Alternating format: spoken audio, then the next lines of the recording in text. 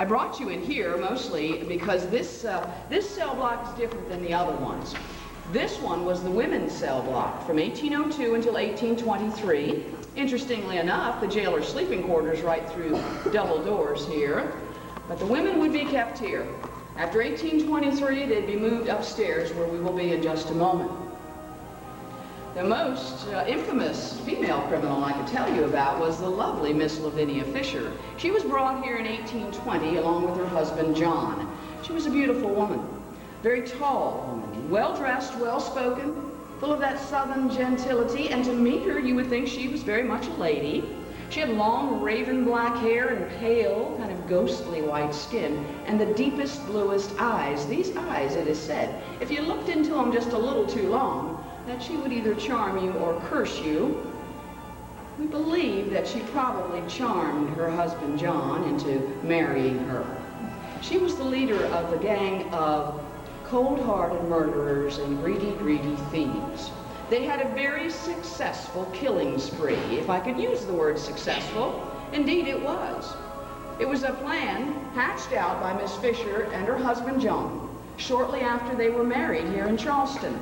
They were young, 17 and a half, 18. Once they married, they then headed on outside of the holy city because they knew what the plan was. And here was the plan. They were going to take over one of these little way stations, these little inns. Now, there were several inns that would dot the main road coming into Charleston for many years. And all along the way there, folks would stop because they'd be weary from their journey, and they might want to stop at any number of these inns on the old Cooper River Harbor Road because they were tired. They wanted to rest their horses, rest themselves, and maybe come into Charleston and feel a little better the next morning, you see. Now, back in the day, and I'm talking about 1817 to 1820, if one of these inns had a vacancy, they would leave their gas lanterns on in the middle of the night. And I would imagine if any of us were traveling down that road coming into Charleston for whatever reason, if we saw a lantern there and we were so tired, weary from our journey, that might be a godsend to us. But folks, if we stopped at the 6 Mile House Inn between 1817 to 1820, and we had anything of value in our saddlebags, our wagons, or even on our person, and we stopped at this little inn where the Fishers were, we would probably die. They were greedy, greedy thieves. They were cold-hearted murderers. They did not think twice about killing young or old or innocent individuals. Anyone was fair game if they had valuables. They would steal from them, and they would kill people in order to do so. Now, Miss Fisher herself might well answer the front door at the 6 Mile House Inn, and you would perhaps be shocked at the beauty of this woman. She'd be all sugary sweet with that southern hospitality, and she might invite you in for a little shrimp and grits, maybe some sweet tea. We love that around these parts.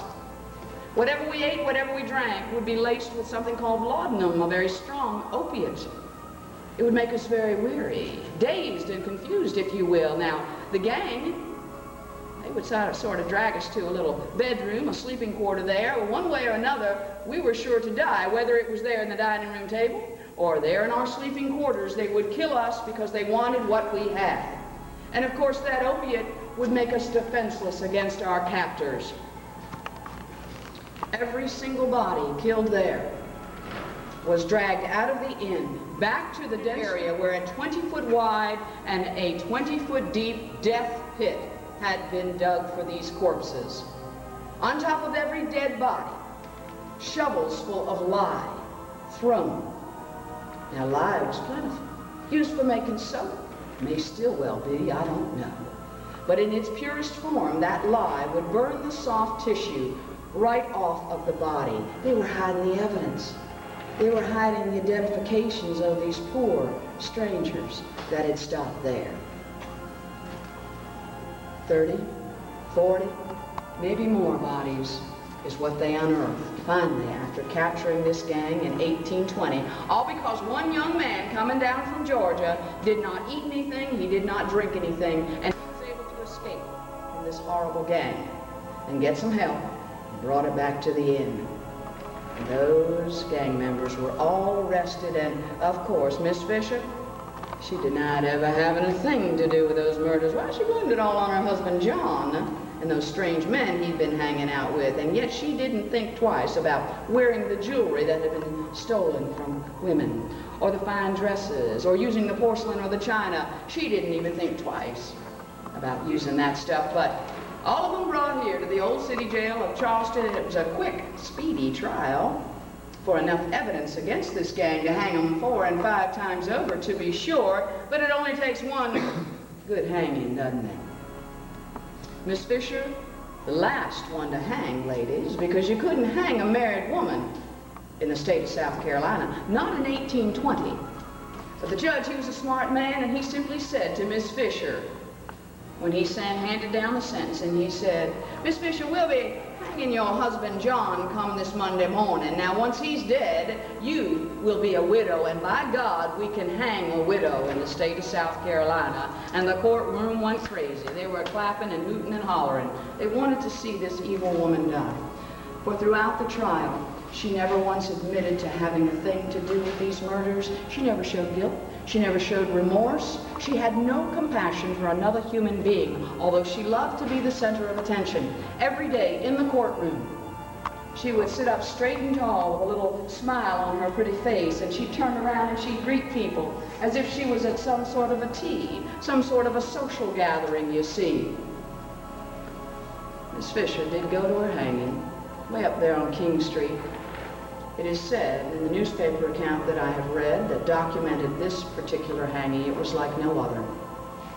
The richest of the rich arrived in their beautiful carriages, dressed to the nines, and the poorest of the poor, dressed in rags and barefooted, walked there to see her die. Some just to see this beautiful woman, others to make sure she was going to die at the end of that road, for she was an evil woman. Indeed, she was. The day of her hanging, 1,200 people showed up. That's a lot of folks for 1820. A lot of folks. And she had dressed for the occasion. Somehow, some way, she was able to get a beautiful white formal gown brought to her at this jail so that she could look her best for her hanging. And indeed, everyone was amazed to see her. Noose around the neck, beautiful dark hair blowing out behind her, and this white formal gown, and those flashing blue eyes looking at everybody she could, as if to put a little hoodoo voodoo spell on them before she would die that day.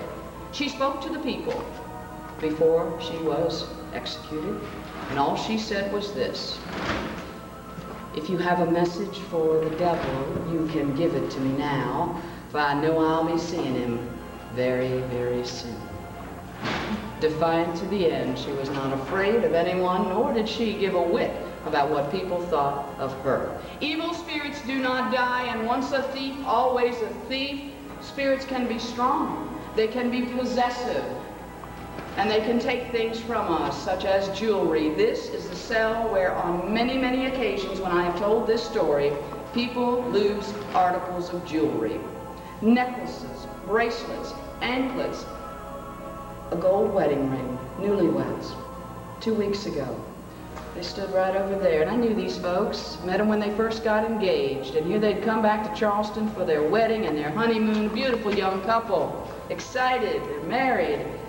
They stood over there, grinning and smiling, and then he realized after he had left here, it was about midnight, when he left a message on the answering machine down at the main office, and he was freaking out. And you know, his wife was giving him down the road. He'd lost his gold wedding ring. Well, next day, my boss and this young man and his new bride knew exactly where to look in this jail, and sure enough, although they were standing there, the gold wedding ring was sitting right here on this windowsill, waiting for him. Spirits can take things from us. We won't even feel it leave our body. But they can't carry things very far. So if you should lose any jewelry, do let me know before we get out of here. But hold on to your shiny flashing things, Miss Fisher. She liked bling bling, folks. We're going up one more level.